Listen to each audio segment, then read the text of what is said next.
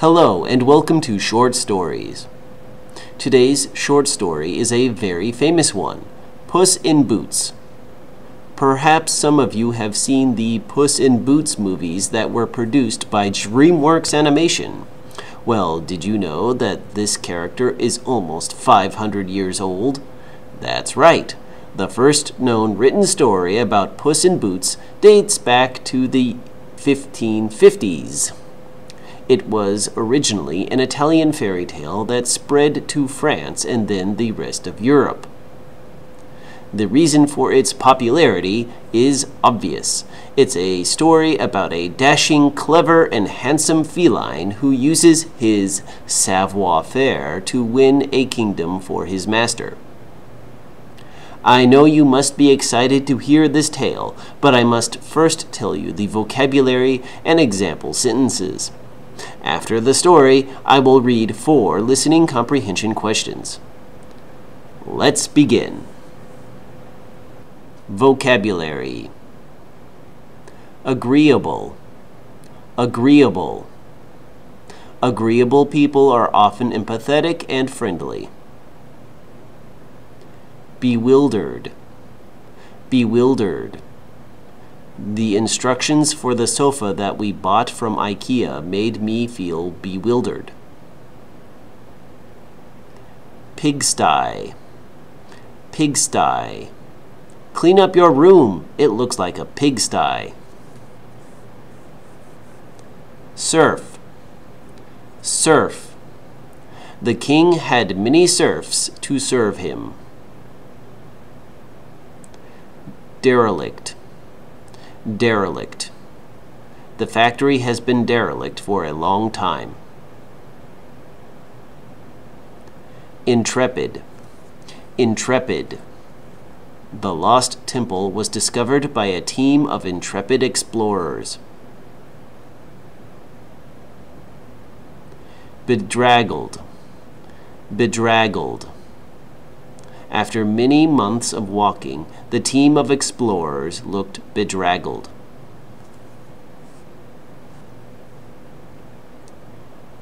Go with it. Go with it. He proposed a bold marketing strategy, and the board decided to go with it. The story. A long time ago, somewhere in the hills surrounding Turin, there lived a prosperous miller named Mr. Carabas and his 3 sons. Mr. Carabas was a very lucky man for most of his life, but now that he was old, he decided to pass his fortune to his 3 sons. He called his sons to a meeting. The miller looked at his oldest son and said, "To you, my oldest son, I give the mill and all of its attached real estate." Next, the miller looked his middle son in the eyes and said, "And to you, dear son, I give the donkey and the cart, so that you and your older brother can each have a share in the profits of the mill." Finally, the miller turned to his youngest son, who was named Perrault, and said, "And to you, my gentlest and most agreeable son, I give you this cat." The miller plopped an orange tabby in his son's hands and smiled broadly. The bewildered Perrault looked at the cat and began to speak. But you gave them the mill and the tools to run it, and to me you gave a cat." The miller grabbed him by the shoulders and said, "My boy, I would not be the success I am today without that cat." He then winked and hugged him and added, "Keep him by your side, always." The miller died a few months later, and Perrault decided that he should seek his fortune on his own. He packed up his few possessions, grabbed his cat, and left his brothers at the mill. He walked until he found employment at a pig farm.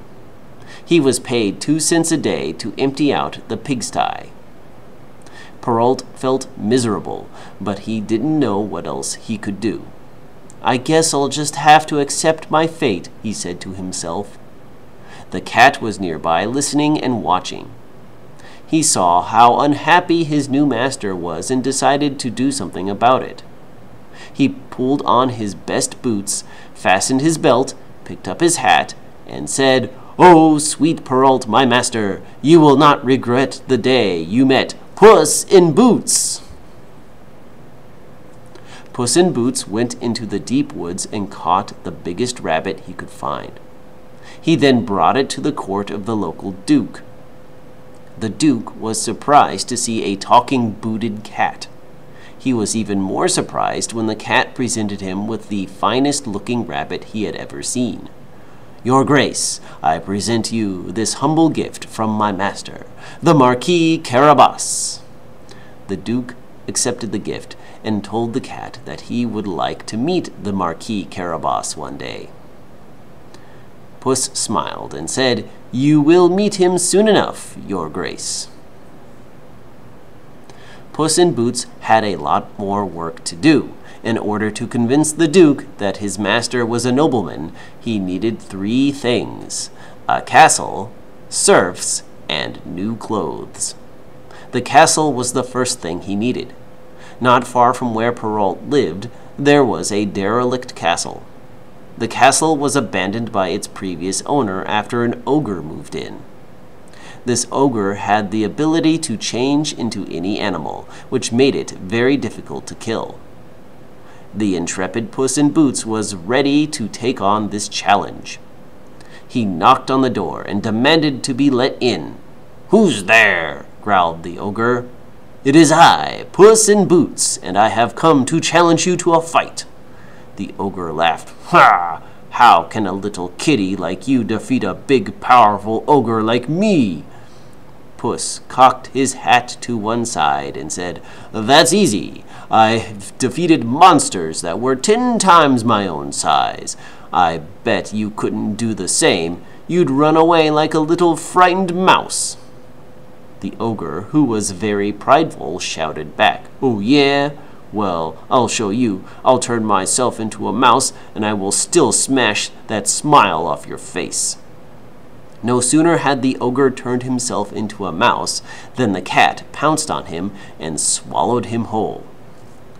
The castle was now in hand.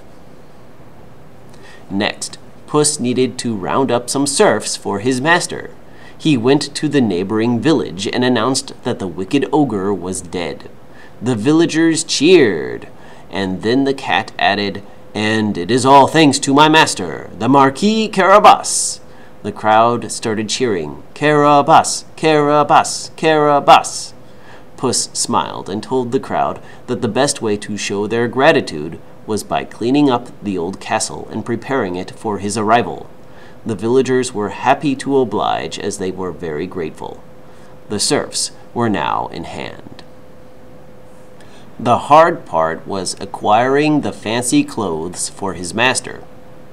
Puss wrote a letter to the Duke to invite him to dinner at the castle. He knew which route he would take and arranged things carefully. On the day of the dinner party, Puss made sure that Perrault was near the river that ran next to the road. Perrault was very sweaty and stinky from a long day of cleaning out the pigsty. To his surprise, the cat stood on its hind legs and said, "Master, you look so hot and bedraggled. Why don't you rinse yourself off in the stream?" Perrault was shocked to see a talking cat, but he remembered his father's words and decided to follow the cat's advice.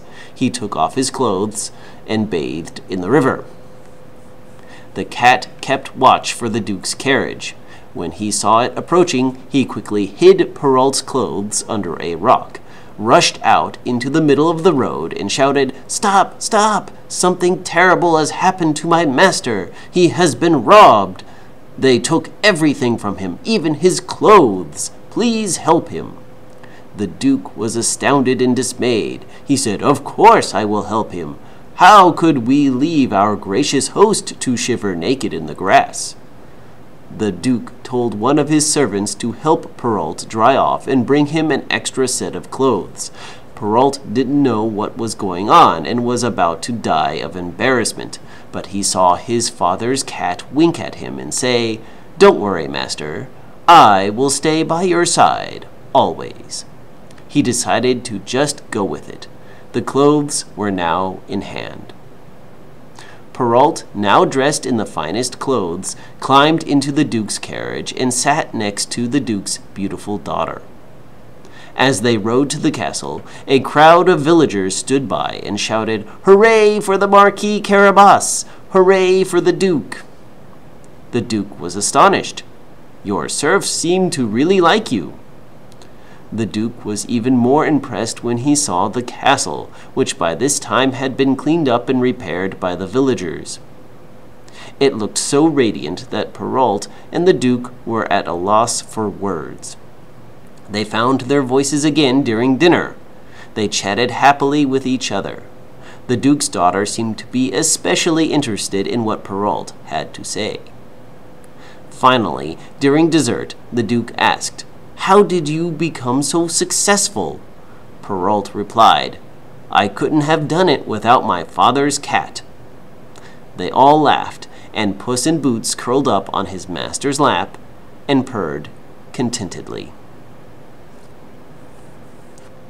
Listening comprehension questions. Number 1. What did the miller give to his youngest son? A. The mill. B. The donkey and cart. C. Money. D. A cat.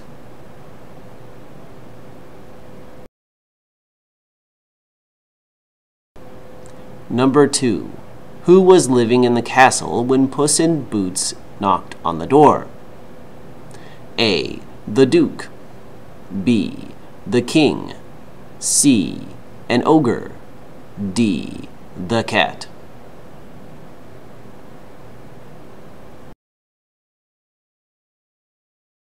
Question 3. Why did the villagers agree to clean up the castle? A. They were hungry. B. They were poor. C. They were grateful. D. They were forced to do it.